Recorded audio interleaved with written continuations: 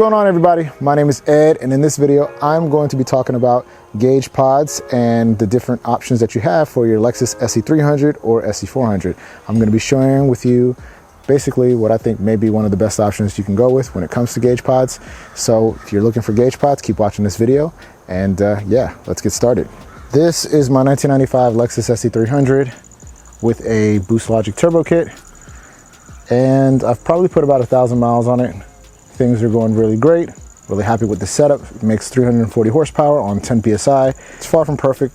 Still has a lot of work that's left that I need to address, like exterior pieces and most importantly, the interior. When it comes to installing gauges, it really comes down to your own personal preference as to where do you want to put it. For me, I am not a fan of installing gauges on the pillar because I feel like that's kind of like what everybody does.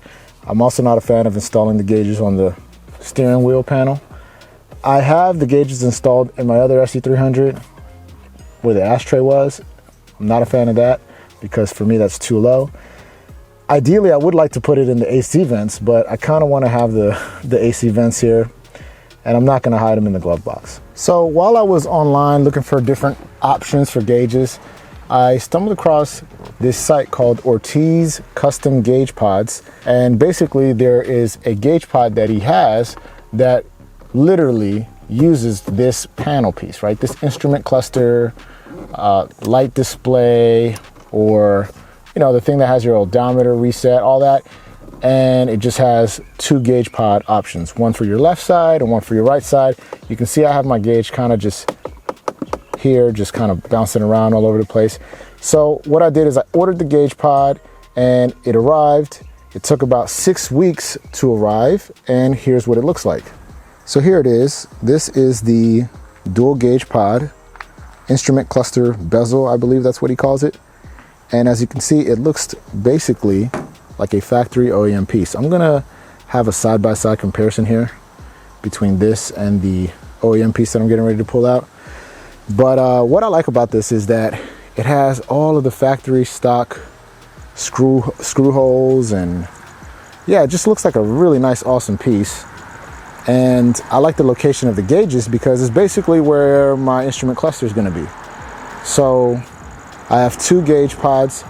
I'm going to run my wideband setup on this one, and I have an extra one for whatever I decide to use. I don't know if I'm going to have a boost gauge or a temperature gauge of some sort, but I will put something in there soon. But yeah, so let's go ahead and jump inside the car and let's go ahead and remove the old bezel. So what you gotta do is you gotta pop this out like so.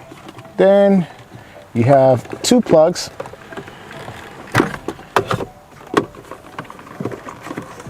Here, and you push this and you pull this out, and that's it. That's all there is. All right, so what you're going to want to do is on the back of the bezel here, you have a total of 4 screws that you need to remove. And when you remove these 4 screws, that's going to allow these electronic devices to be removed. One side is going to be the dimming switch that controls the light of your instrument cluster display. The other side is basically your clock and your odometer reset buttons. So once you remove that, you'll be able to then install everything on the new bezel, and it just lines up perfectly well, and you screw it all into place like this.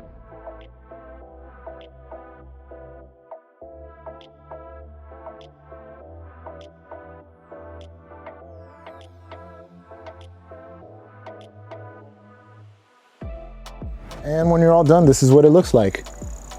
Again, everything lines up perfectly well and in order. Let's install this.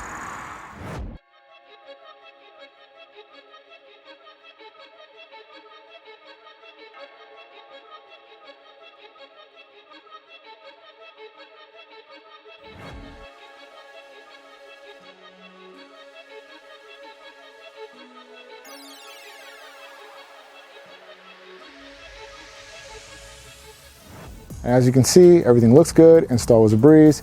And as far as price, I paid about $160 for this item, so it's not cheap, but you get what you pay for. This is a custom-made part, and you do have to wait about 6 to 8 weeks to receive everything. So just keep that in mind if you do decide to order this. I'll include a link in the description below if you guys want to buy this exact same item. And while you're down there, hit the like button, subscribe if you haven't already, leave a comment if you have any questions. This is Ed signing off. Till next time, peace.